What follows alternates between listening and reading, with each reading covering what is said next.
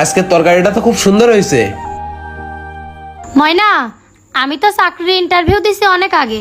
আমার চাকরি কনফার্ম হয়ে গেছে। 2 দিন পরে আমার চাকরি জয়েন্ট। আমি কি করব? শোনো, এখন তোমার বিয়ে শাদী হয়ে গেছে, তোমার আর এখন চাকরি বাকরি করা লাগবে না। তুমি চাকরি বাকরি করে কি করবা? আমি তো তোমার সংসারে সবকিছু ঠিকঠাক ভাবে এনে দিচ্ছি, তা তোমার চাকরি করার কি দরকার? তুমি তো সবকিছু এনে দাও, কিন্তু কিছুদিন পরে আমাদের বাবু হবে, তার একটা ভবিষ্যৎ আছে না? তুমি রিক্সা চালায় যে টাকা ইনকাম করে নিয়ে আসো, তা দিয়ে আমাদের সংসারই ঠিক মতন চলে না। তাহলে আমি আমাদের সন্তানের ভবিষ্যৎ গুছাবো কিভাবে? এই নিয়ে তোমার কোনো টেনশন করা লাগবে না, আল্লাহ ঠিকই একটা ব্যবস্থা করে দেবে। তারপরেও তোমার চাকরি বাকরি করা লাগবে না। চাকরি বাকরি না করলে হবে না। এত কষ্ট করে পড়াশোনা করে যদি চাকরি বাকরি না করি, তাহলে পড়াশোনার মানে হলো কি? তোমার যদি চাকরি করারই মন থাকতো, তাহলে তুমি বিয়ে শাদী করলে কিসের জন্য? আর বিয়ে শাদী করেছো, তাহলে তোমার চাকরি করার কি দরকার? তোমার চাকরি বাকরি করা লাগবে না, আমি কিন্তু একবার বলেছি। আমি একটা ভালো চাকরি পাইছি, আমি চাকরি করবই। তোমার যা ইচ্ছা তুমি তাই করো। বাড়ি এলাম দুটো ভাত খাতি, এই ভাতও আমার কপালে নেই। এখন যদি আমি বাড়ি থাকি, তাহলে তোমার সাথে আমার গ্যাপ নাম বাঁধবে। তোমার যা মন চাই তুমি তাই করো তো।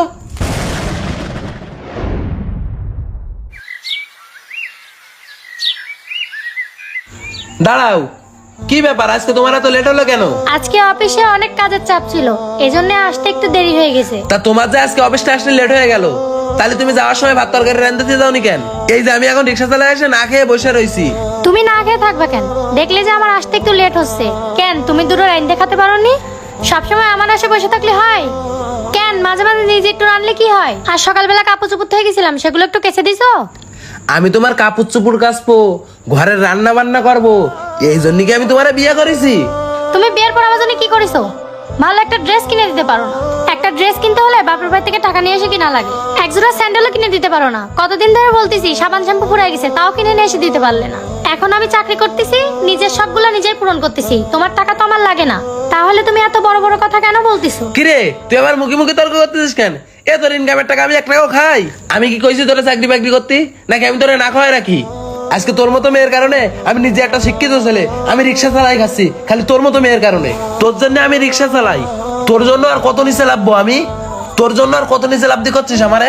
আমার জন্য তোমার কিছুই করা লাগবে না। তোমার মতন রিক্সাওয়ালার সাথে আমি আর সংসার করবো না।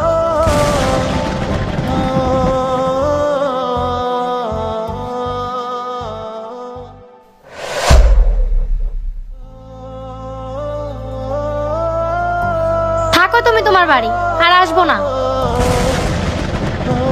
দাঁড়া,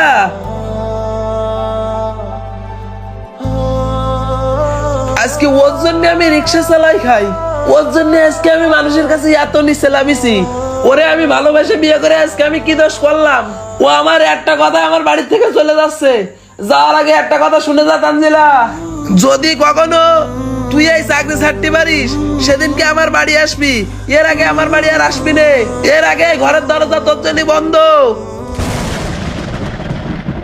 কাউকে কখনো সুযোগ করে দেবেন না, যদি সুযোগ করে দেন তাহলে আপনিও পড়তে পারেন এমন বিপদে। যদি ভিডিওটা ভালো লাগে তাহলে লাইক কমেন্ট শেয়ার করে পাশে থাকবেন। ধন্যবাদ।